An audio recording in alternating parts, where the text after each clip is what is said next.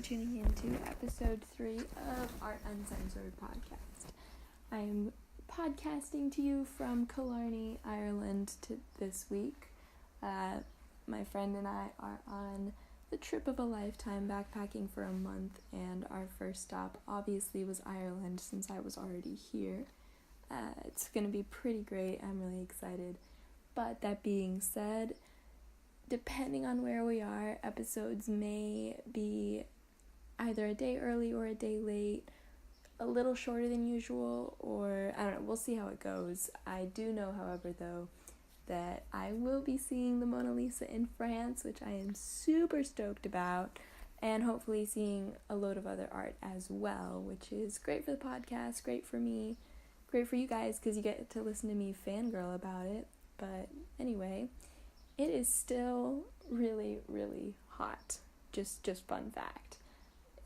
It was almost 90 degrees in Ireland, which is totally crazy, unheard of, the hottest temperatures on record. Ireland is melting. It's a crazy, crazy good time. I just got back from a big hike in the national park. It is sweltering. Anyway, today, I, as usual, procrastinated, couldn't think of a topic, and then, the dawn of artistic inspiration hit me, and I decided we're going to talk about some of the most famous art heists of all time. I figured I've done a number of episodes now about artists and paintings. It's time to talk about a good old-fashioned art heist. We're going to start with my favorite gal, the Mona Lisa. So, at a time when the standards of security were considerably way, way, way lower than they are now, and also, as you guys, if any of you have listened to my previous episode on the Mona Lisa, you'll know that she was definitely a much less famous painting at the time of August 22nd, 1911. She was reported missing from her place on the gallery wall in the Louvre. The Louvre was immediately closed down and searched everywhere, top to bottom, and her empty frame, was found on a staircase. The ports and eastern land borders of France were closed until all departing traffic could be searched, and they still did not find her. They continued a frantic investigation that temporarily implicated a poet by the name of, hang on guys, I'm going to butcher this name, Guillaume Apollinaire, and then also Pablo Picasso. He was under suspicion for having stolen it because he badmouthed the Mona Lisa before. However, this was just kind of a wild rumor. There was another conspiracy theory that she was in Russia, in the Bronx, in the home of famous banker J.P. Morgan. 2 years later, the painting was recovered after a Florentine art dealer contacted the Louvre saying that it had been offered to him by the thief. So Vincenzo Peruggia was an Italian artist who had worked at the Louvre on a program to protect many of the museum's masterworks under glass. That's ironic. This dude was literally hired by the Louvre to protect the art, and he was caught stealing it. He was hired to install protective glass cases for some of the most famous works, which included the Mona Lisa, which kind of makes me renege on my previous statement. It wasn't that she wasn't famous, it's just that she wasn't as famous as she is now.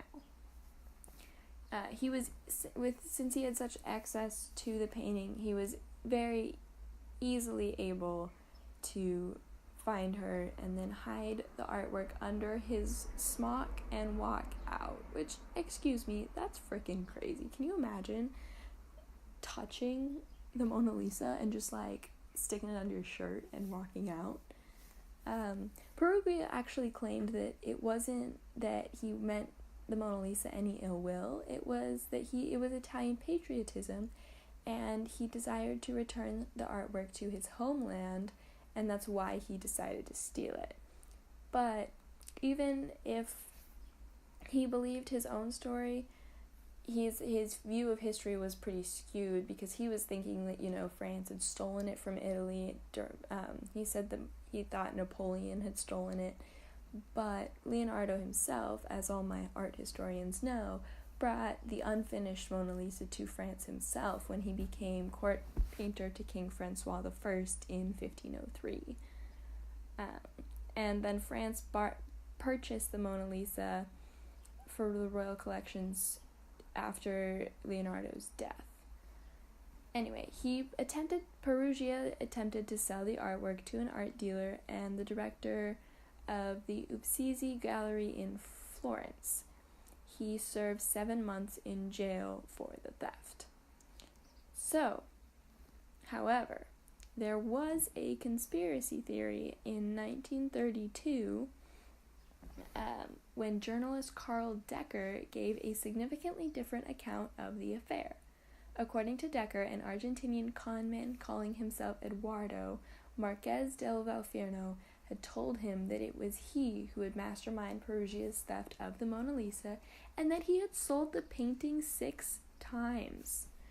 And this led to the description of a really elaborate plan, which I found pretty fascinating, and it had involved employing a very, very, very skilled forger who could exactly replicate any stolen painting, right down, in the Mona Lisa's case, to the many layers of surface glaze its creator had used. I truly find that mind-boggling because as someone, again, an art a person who dabbles in art history, I know there's so many issues with the Mona Lisa's construction or creation as to why we can't clean it, why we can't restore it. So the fact that this guy was able to create forgeries that would pass as the real thing is completely mind-blowing. By Decker's account, Valferno not only sold such fakes on multiple occasions, but he also used them to increase the confidence of potential buyers ahead of the heist that they would be getting the real thing after the theft. He would take a victim to a public art gallery, invite him to make a surreptitious mark on the back of a painting that he had scheduled to be stolen. Later, he would present him with the marked canvas, which had allegedly been stolen, and replaced with a copy. This trick was actually accomplished by secretly placing the copy behind the real painting and removing it after the buyer had applied his mark. According to Valferno, this was an amazingly effective sales ploy. So effective that by his account he managed to pre-sell the scheduled to be stolen Mona Lisa to 6 different United States buyers, all of whom actually received copies. If anyone has seen the original Annie movie with the little curly red-headed girl, there's a part where the guy is Warbucks? I think his name's Warbucks. He actually, when she shows up at his mansion, he has the Mona Lisa, and reading this article and doing this research really reminded me of in that movie when he's like, hang her in the bathroom, and I was like, oh, maybe they were making a dig at this theory that there were actually 6 forgeries of the Mona Lisa stolen. So the reason this is a conspiracy theory is because it would be really, really hard to steal it now, and we're like 95%. We're actually really, really, really positive that the Mona Lisa that hangs in the Louvre right now is the actual Mona Lisa. So it's a cool conspiracy theory, but we are sure that the one that was returned is the right one. Anyway, on to our second second art heist. We're going to talk about the most stolen artwork of all time, which is the Ghent altarpiece. I don't know if any of you guys are familiar with it. It's, again, another one of those pieces that if you looked up Ghent altarpiece, you'd know it. You just might not know that that's what it's called. And this Ghent altarpiece has endured 13 almost devastating incidents and 7 thefts. It was painted by Flemish painters who were brothers, Hubert and Jan van Eyck. And if you guys know Van Eyck, it's that one wedding painting, I believe, don't quote me on it. The 12-panel altarpiece was completed in 1432. A century later, Calvinists made the first attempt at its destruction, breaking into St. Bavo Cathedral with intent to burn it. Numerous times since its conception, the altarpiece was looted, panels were exchanged frequently between owners, and it wasn't until 1920, so pretty much 500 years later, that the altarpiece was once again fully complete. The most recent incident in the calamitous history of the altarpiece was during World War II, when Hitler wanted to establish the European Art Museum in Linz. In May 1940, the Ghent altarpiece was sent to the south of France for protection, although within 2 years the Nazis stole the artwork and sent it to Germany. And if you guys have heard about the famous movie The Monument Men, they made the movie about these guys that made it their work to find and curate all the art that was stolen by the Nazis and return it to its rightful place. The altarpiece was rescued and returned to Belgium in 1945. And I didn't do a ton of research on that one just because, in the interest of time, I really want to focus on some of the later, more interesting heists, but that one was definitely worth mentioning just because it is one of the most, if not the most, stolen art piece of all time.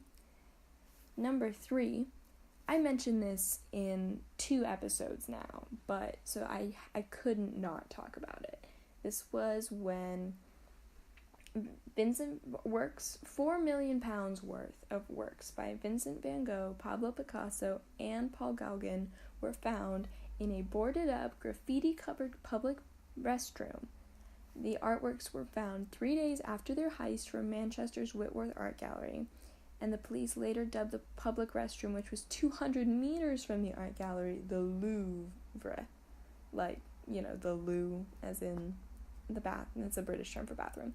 The 3 artworks, Fortification of Paris with Houses by Van Gogh, Poverty by Picasso, and Gauguin's Tahitian Landscape, were found rolled up along with a note from the thieves claiming the intention was not to steal, only to highlight the woeful security.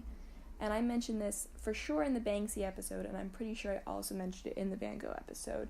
This was a heist that they weren't trying to get money, they didn't want fame for it, they really just wanted to point out how easy it is sometimes to go into museums and steal the art. Number 4. On August 22nd, 2004, masked gunmen entered the Munch Museum, Munch Museum during museum hours and stole The Scream and Madonna by Edvard Munch. At the time, the paintings were worth a combined estimate of $19 million, which made them 2 of the most valuable paintings in the museum's collection. 2 gunmen threatened security guards before taking the paintings off the walls and escaping into an awaiting getaway vehicle. A bystander was able to photograph the gunmen before they made their escape. Despite a bystander taking photos of the gunmen, video footage of the escape vehicle, the paintings would take 2 years to recover. During that time, several arrests were made, and rampant rumors arose that the paintings had been burned to destroy the evidence. The museum director announced that the paintings, recovered on August 31st, 2006, were slightly damaged but could be repaired. Hi, Liam. Liam has joined us and left the door open again. I'll just go back. Don't worry. Now, for our final and most interesting art heist. This is our final because it is the only art heist on this list that has not been recovered. I'm just going to read the story and then talk about it.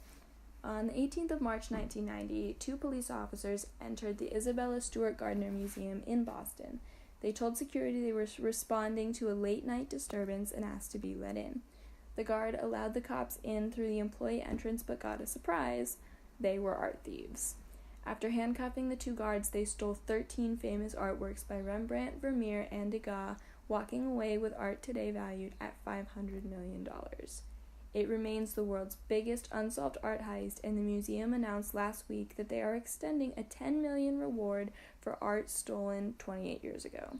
According to Steve Kidder, president of the museum's board, the museum doubled the reward and made it indefinite because they remain hopeful that the art will make a comeback.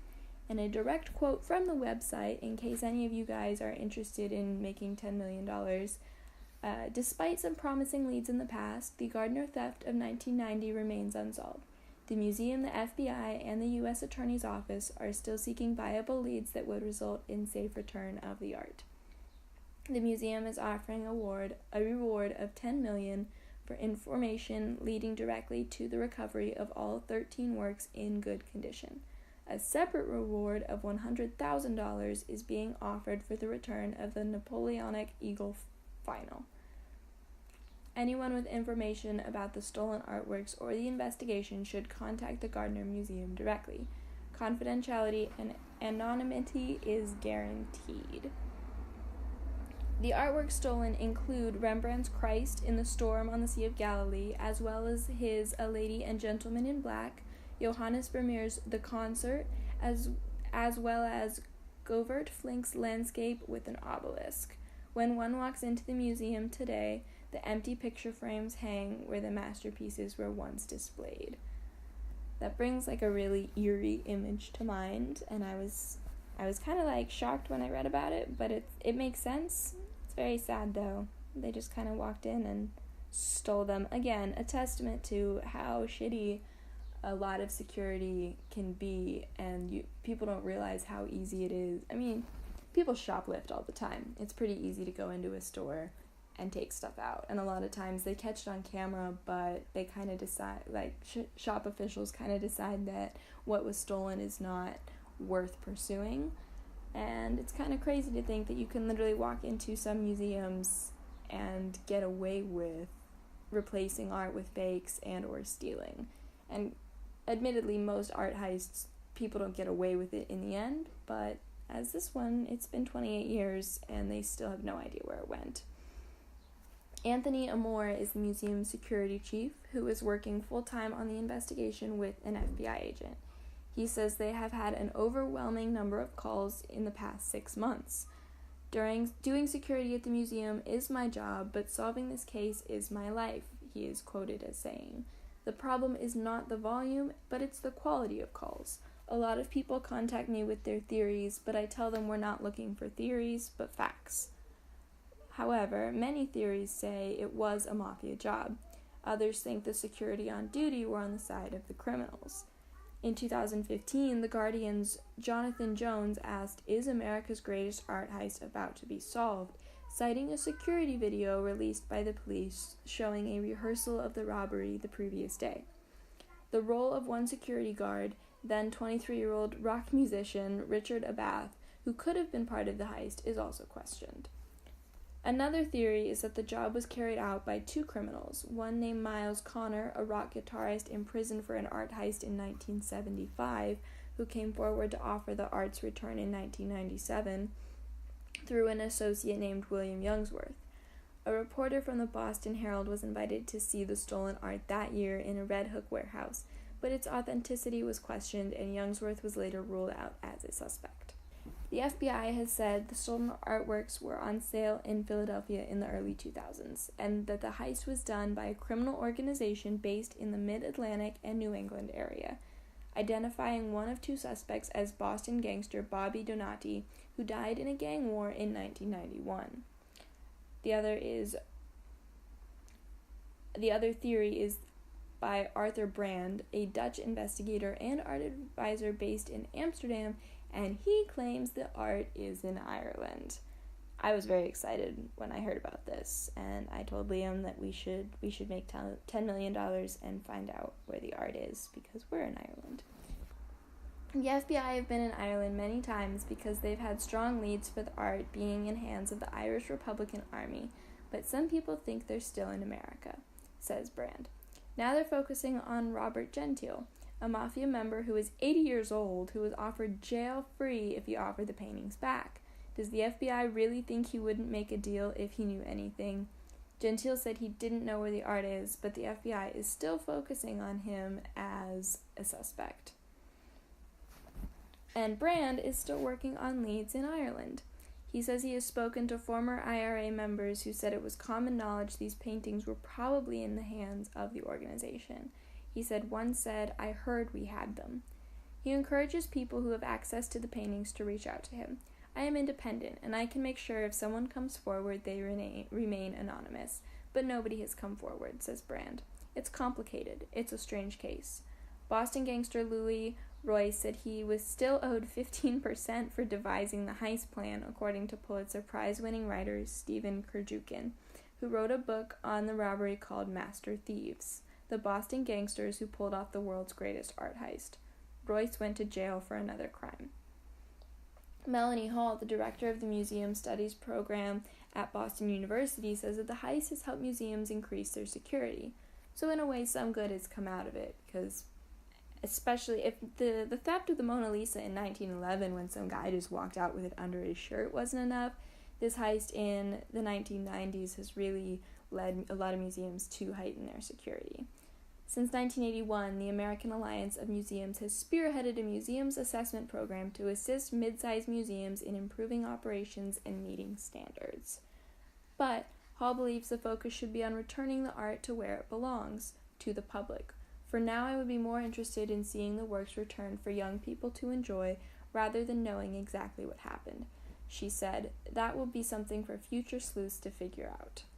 In light of the indefinite reward money, the museum is releasing a book called Stolen on the 10th of April, which offers an inside look at the robbery with commentary from the museum director, curators, and security. Amore, who has been working on the case for 12 years, thinks they could be close to solving the case.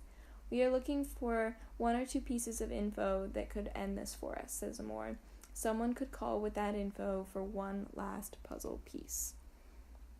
So yeah, there's this huge heist that has never been truly figured out, and I really do agree with what Hall says when she talks about how art should be returned to the people. And what I find really interesting about this case is that whoever stole it, they haven't tried to ransom it, they haven't tried to auction it off. There's no record of anyone transactions being made regarding selling them on the black market. So it's really almost selfish of the thieves, because who knows, they're probably hanging in someone's bathroom somewhere and they're keeping them from the public. And art should definitely be easily accessible for everyone. That's why I kind of think that museums shouldn't charge so much for people to look at paintings, or at least they should have free entry days or something, so that even people that can't afford to go every day or to pay the entry fee could go at some point, because art is for the masses and it should be accessible to everyone.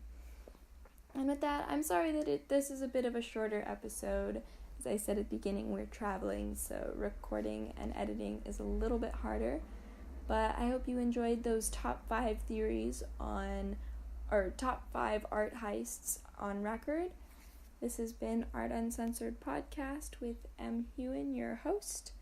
If you like this podcast, you can follow us on Twitter at Art Uncensored PC, or on Instagram and Facebook at Art Uncensored Podcast.